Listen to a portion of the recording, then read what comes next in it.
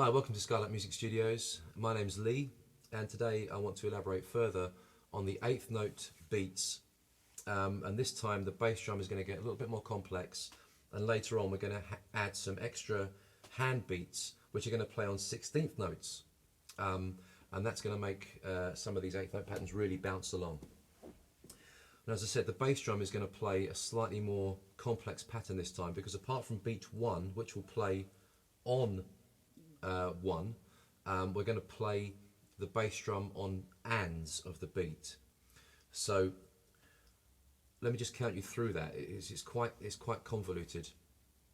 If we're counting a bar of eighth notes, at this point the hands are not going to change. They're going to be the same as they are for the first 3 videos in this series. So they're going to play this 1 and 2 and 3 and 4 and. But the bass drum is going to play on 1. Let me show you. 1 and 2 and 3 and 4 and. So you see it played on 3 and notes. After the first snare drum, which was 2, it then played on the ands of the subsequent beats. It's tough to get your head around the theory of that, but if I can just sort of show you that in sequence as I count it. With the snare drum, I'll leave the hi-hat for a second. Just try and get used to playing those 2 elements on their own.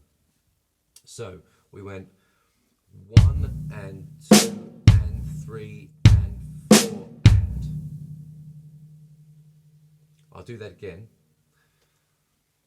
1 and 2 and 3 and 4 and. Okay.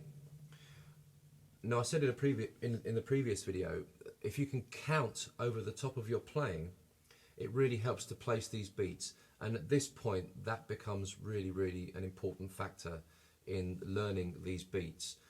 And in fact, as things go on and you learn more complex types of pattern or more complex types of grooves, like Latin grooves or jazz grooves, being able to count and know where you are is really important, because it means you can place the beats where you want to place them, because you know in your head where you're going.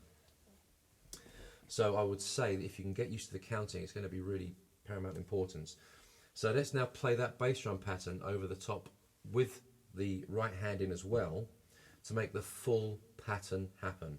So we're going to go 1 and 2 and 3 and 4 and. Okay, one more time. 1 and 2 and 3 and 4 and.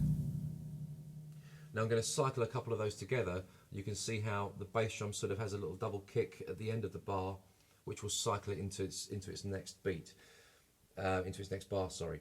So 1 and 2 and 3 and 4. 1 and 2 and 3 and 4.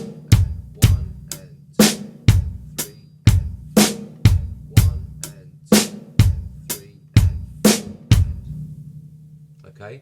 So that's a bass drum playing predominantly on and notes, which is, again, a really popular pattern, but a hard one to get your head around, or your foot around, if you will. Now, let's move on to some slightly more advanced things with the hands. If we were counting a bar of 16th notes, we would be counting 1E and a 2E and a 3E and a 4E and a. But for the purposes of playing these eighth note patterns, we didn't really need to count that depth of subdivision. We kept it to 1 and 2 and 3 and 4 and, because that would accommodate all of the beats. But I want to now play a snare drum on the and.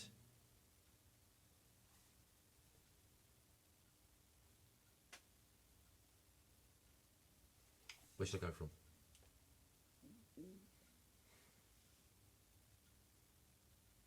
After that beat finishes, I suppose, yeah? I'm thinking that would be easiest. Yeah. Okay, so now what I want to do is I want to make the left hand play an extra beat, and it's going to play on a 16th note. Now, if we were counting a bar of 4 16th notes, we'd count 1E and a 2E and a 3E and a 4E and a. But for the purposes of the eighth note beats, we haven't had to do that. We've just counted 1 and 2 and 3 and 4 and, because that would accommodate all of the beats that we're playing.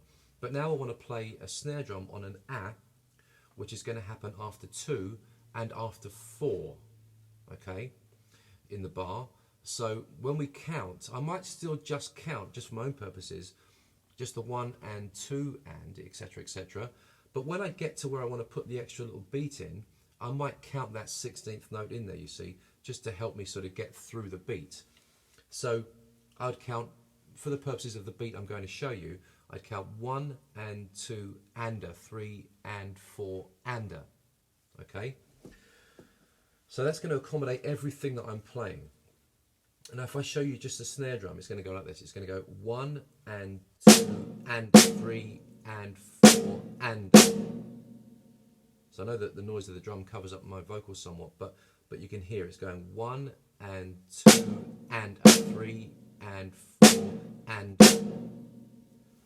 So let's just now put that with the bass drum, which is going to play on 1 and 3 and the hi-hat's going to play everything. It's going to play all of the 8th notes, okay? And that's going to sound like this. 1 and 2 and a 3 and 4 and a.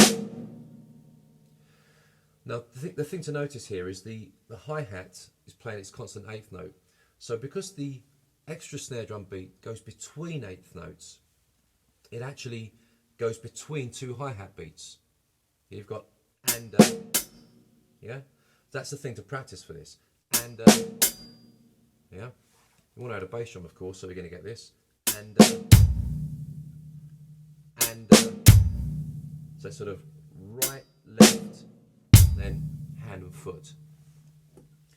That little bit of practice there, that tiny nugget, will help you to get through this pattern. That's the important bit to play. Now let me give you a couple of those back to back, so that you can see if you actually you know, can hear what's going on, and I'll count it as well, so you sort of, you know, those of you that can count over the top will hear that too.